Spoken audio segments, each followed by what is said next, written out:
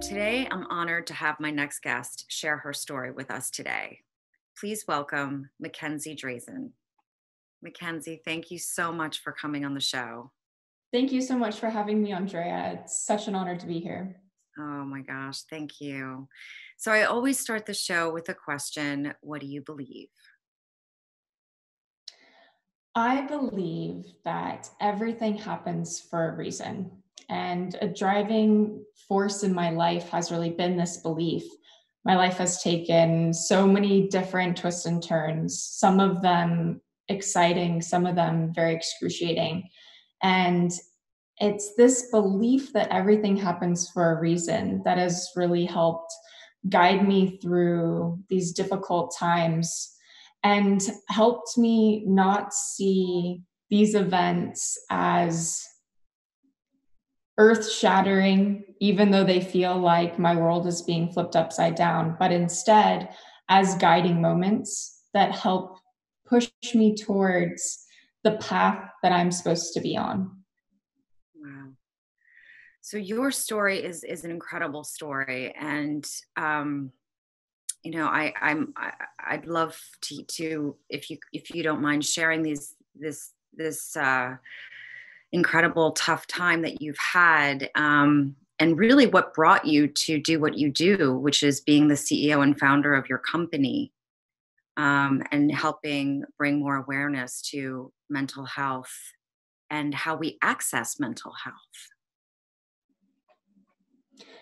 So I got introduced to mental health care through my sister Shelby, and Shelby struggled with depression, anxiety, and an eating disorder. And we were extremely lucky in that Shelby was very motivated to get better. She really wanted to understand what she was struggling with. My family, even though we had never engaged with the mental health system before, were super open-minded to getting her whatever help she needed and really motivated to helping her. But despite having all of these elements seemingly have the right criteria to having a successful experience, we weren't able to connect Shelby with the right care. We couldn't find her the right therapist. Even our hospital wasn't able to help connect Shelby to a good residential program. And we ultimately lost Shelby to suicide. And this was so devastating and such an unimaginable thing to live through. But I was particularly frustrated because it seemed like, if we had a bad experience and we weren't able to help get Shelby the care she needed, what does that mean for all of those families out there who have parents that don't believe in mental health or can't afford treatment, or maybe their son or daughter is resistant to getting the help they need? Then what does that mean for them? So I dove into learning everything I could about the mental health care system and trying to figure out why did the system fail us? Why weren't we able to get Shelby the help we need when we so desperately wanted to, and we're trying everything we could to do that? And what I learned was that there were a few fundamental problems at play. And being a problem solver, I sort of just fell into trying to figure this out and talking to everyone that I could to try and learn more about the system and what I could try to do to solve this problem so that no other kid ever had to go through what Shelby did. Amazing. So what are the fundamental issues with finding the right healthcare? Why is it so difficult? I believe that there is an infrastructure problem with the way that we go about finding healthcare, mental health care specifically, because it's very hard to keep information on mental health providers up to date at scale. And that's what we initially realized we had to solve first, was we have to figure out a way to keep information on therapist practices up to date so that people can connect with that care. stepping back a moment, the first step of identifying what it is you're struggling with is also really challenging, because it's really hard to know what am I struggling with? And then if you can figure that out effectively, how do you know what the right type of care for you is? Because there's so much information out there. There's so many different options. So what we're doing with MIResource is we are working with scientists to create a way that you don't have to know that information. We can help you figure that out, and then provide you with the tools to then connect with that mental health care, whatever that right care might be for you and your individual needs. Amazing. So you're working with universities and institutions to sort of help get people connect. Is this? Could you just explain how it works and how people can find you and get the help that they need? Absolutely. So we work with universities and we help them connect their students to local mental health providers through their counseling centers. Mhm. And we help with the process of helping you identify who those providers are in your community. And in the times of this global pandemic, Yeah. the neat thing is that you don't have to work with someone who you can travel to. You can work with someone remotely, which greater widens the pool of resources that you actually have access to. So it's interesting because in many ways, the pandemic has, we can't go out and connect with people. But it actually has done interesting things in opening up access to certain types of care in many ways. Yes. Absolutely. Absolutely. How do you kind of change up the two, and what do you do as an activist trying to get that message out there, and yet you're also running a company that is trying to engage with users as well? So I actually don't think those two things are separate for me. And I think that's what really fuels my burning desire to solve this problem and to get up every day and work on this project, no matter how difficult it feels at times. I see them as very intertwined. I wasn't ever someone who, when I was younger, I never thought that I wanted to be CEO of a company or to start my own organization. I really fell into this because I care so deeply about solving this problem. Creating a company for me is just the mechanism, the vehicle that I've chosen that I think is the most effective way for me to start solving this problem. So to me, working on MIResource isn't about creating a company, it's about solving a problem. And I think the two go hand in hand. Absolutely. Beautiful. It's incredible. Are there any sort of misconceptions about mental illness? And I mean, you had mentioned, you were doing everything you could for Shelby, and having the resources there, and which is of course the frustration. But what is the misconception of mental health, and how does it, just family and all of it? I mean, it's and friends. And can you talk a bit about that? Absolutely. Mental health is difficult. And I actually have some empathy for people who have very stigmatized views around mental health, Mm. because it's something that's very difficult to wrap your mind around. Because a lot of times when we try to understand things, we're trying to look at those, whatever it might be, through the lens of our own experience. But with mental illness, you can't do that, because mental illness is an illness of the brain and it alters your experience. So there's no way for you to really put yourself in their shoes and think through what it is in that way, like we approach other problems. That being said, what I realized is that you don't have to experience it to have compassion for other people and to give up that sort of desire to want to really know what it feels like, because you're not going to. And being okay with that fear that just because you don't understand it, that can be okay. You don't actually have to understand it to be able to be helpful to other people and to love and support them. Absolutely. Beautifully said. Beautifully said.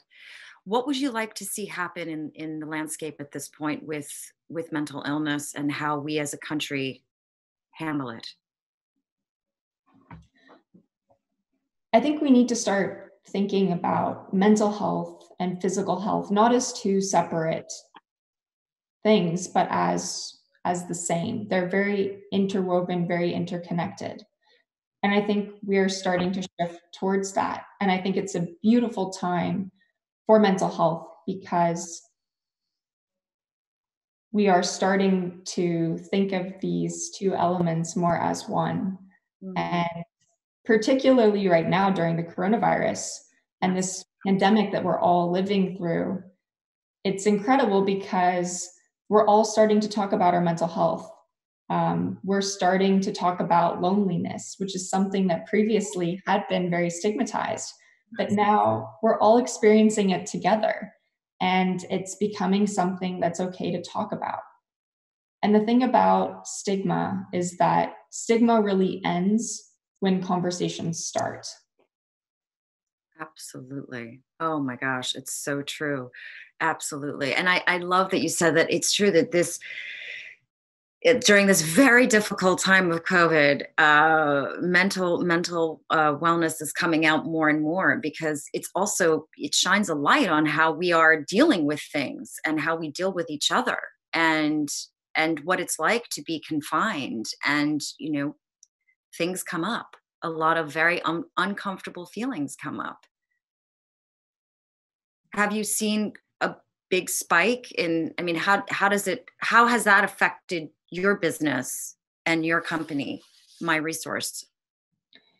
It's been an exciting time for mental health care because we're seeing a large shift of a lot of mental health providers that are now switching over to remote care, which is fantastic because there's been, mental therapists are used to seeing people in person, and we are social beings that love that in-person connection. Yeah. And so there's been hesitation to try out a more digital modality in terms of, FaceTiming with someone for therapy or Zooming with someone for therapy. And now that we don't have a choice, a lot of therapists are realizing that actually this does work, and it works a lot better than we thought it did previously. So that's really exciting because there's a shortage of mental health providers out there.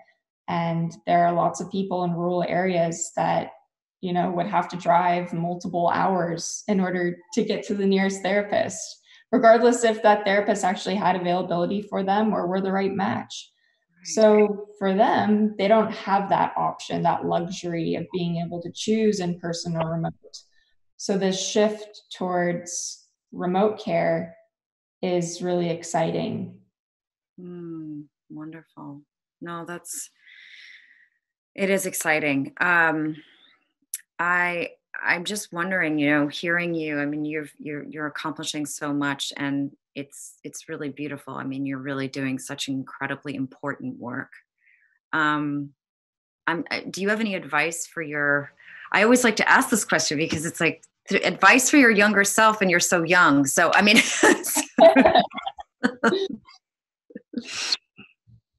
think it's all relative, right? So I definitely feel like there would be a lot of advice I'd want to give my younger self. One of, I think, the most important things I would say is that I would want to tell my younger self that asking for help is a sign of strength, and that building of a team is one of the most important things that you can do. Another piece of advice I would say would be never be afraid of taking a different path. That's definitely been a huge theme in my life, but it's also been scary. I've never really done what's considered to be normal. And a lot of people along the way haven't. It's been hard. You know, people are afraid of different. They don't always get different. What makes you different? So when I was younger, I got diagnosed with dyslexia. And so school was always really hard for me. And I had to learn early on different sort of tricks and tools that helped me cope with the different ways that I learned. And some of these were really weird techniques that I learned that were actually really helpful. And so a weird example is I can remember things better if I memorize them while I'm being active. So I remember when, you know, you have to take those tests when you're younger, where you memorize the definition of lots of different words. And I used to run laps around the living room while my mom read me the flashcards. And that would help me remember them. And that was like a weird technique I used when I was studying. And then I carried that all the way through college, where I would, when I need to memorize things for exams, I would take my study guides to the gym and I would run or bike while I memorized these different concepts or whatever it was I was studying for. It's incredible. And then when I was in high school, I started online school because I was modeling at the time and I was traveling around the world, and I missed an entire semester of school. And my brick and mortar school said to me, okay, well, we support what you're doing, but our school works in that you need to actually show up part of the time. And I was like, well, I would love to show up, but I can't. And so I switched to online school and I modeled. And that was something that no one else in my area had done. And a lot of parents and people that I'd grown up with at the time thought that that was the worst decision I could have made, and that I was completely ruining my chances of getting into a good school or being a meaningful member of society at any point. And I think that couldn't have been more wrong. But when you don't know what's coming, or you can't sort of see into the future, it's always scary to take those different paths and to do something different, because you don't know what's going to happen, because there isn't a model that you can follow. But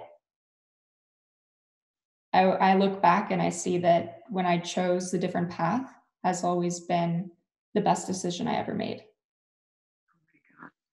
I love everything you're saying. I mean, here you are, you're an equestrian, you modeled for big designers, Valentino, I mean, all around the world. You had this amazing experience, living this incredible life, and then also finding this company and being a founder of this company and going to Duke.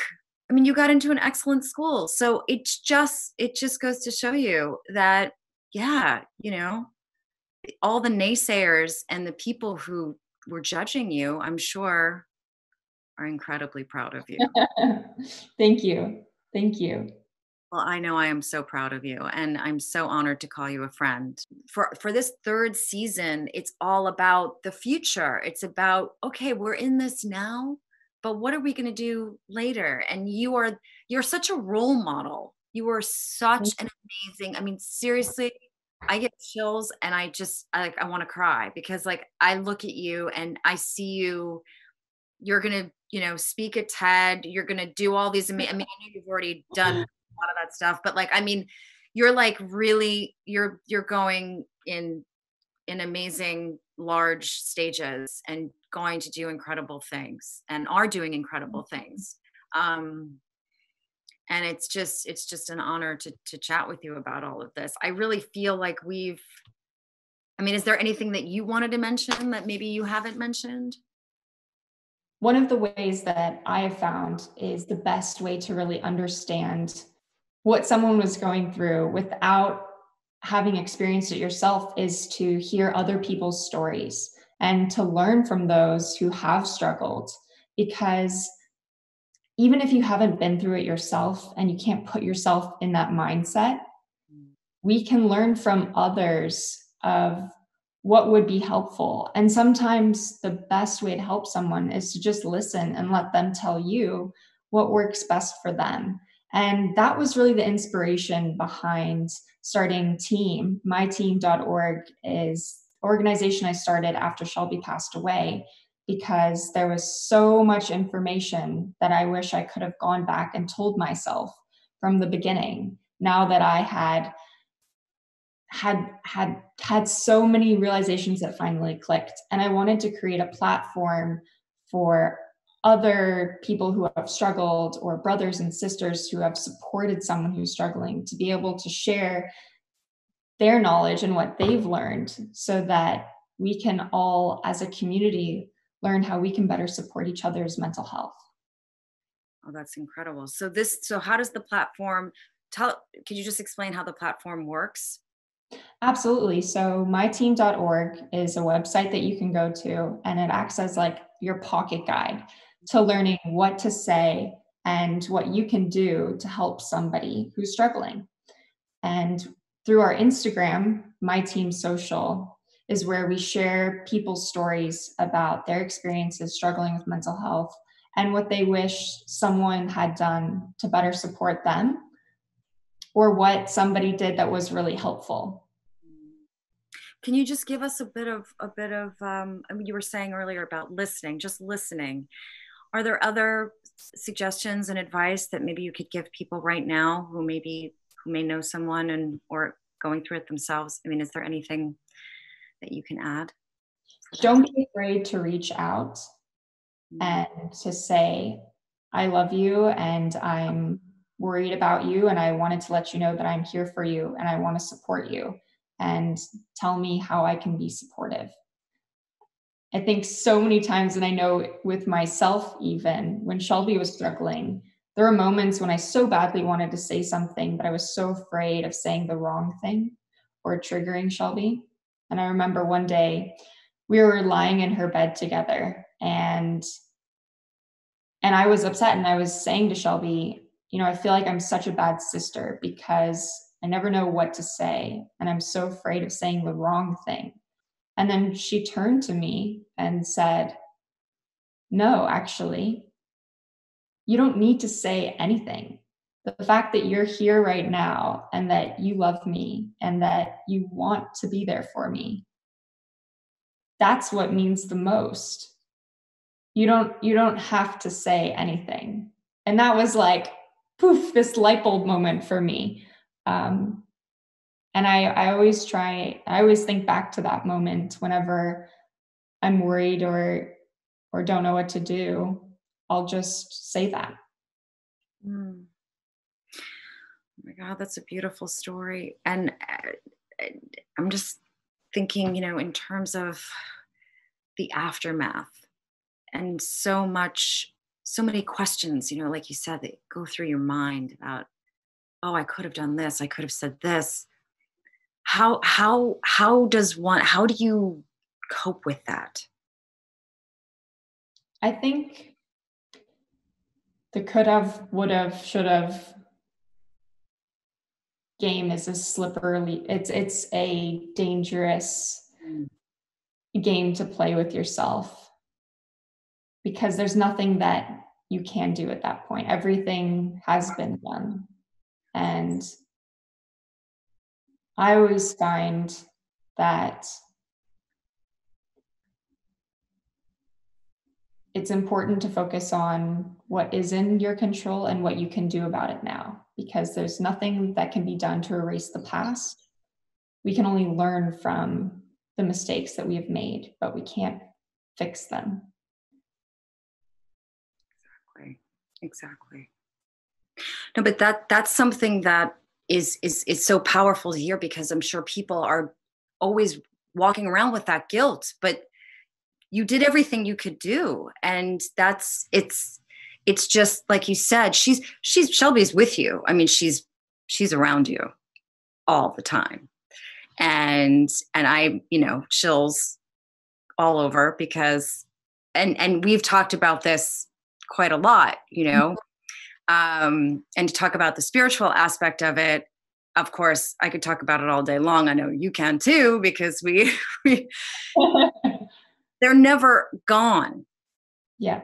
And I'm sure she speaks with you and you feel her, and it's the downloads that come, and that's beautiful. And we take solace in that. But it's also, you have to believe in that too. And for some people, they may not understand that, and they may not be able to connect to that. And that's okay. But there's another component to this, which is that mental health, in Shelby's case, mental illness, someone once explained it to me in a way that was really helpful, which is that you can imagine someone standing with a barbell, and someone is stacking weights onto the ends, and they keep adding weight and they keep adding weight. And no matter how hard you try, how strong you are, you can give it every ounce you can to hold that barbell up. But at some point, that weight is just going to crush you. And there's nothing you can do about it. And that's what I think happened with Shelby. It's like someone fighting cancer. We would never think, oh, what could I have done to have prevented the cancer from killing them? yes. At some point it's out of your control. There probably isn't anything you could have done, but you can go down that rabbit hole for forever of thinking of all kinds of tiny little things that maybe it would, maybe it wouldn't have, but it will never change what did happen. Exactly. But that message right there is so important for people to hear, because I think people torture, you could torture yourself about that. Absolutely. But hearing that's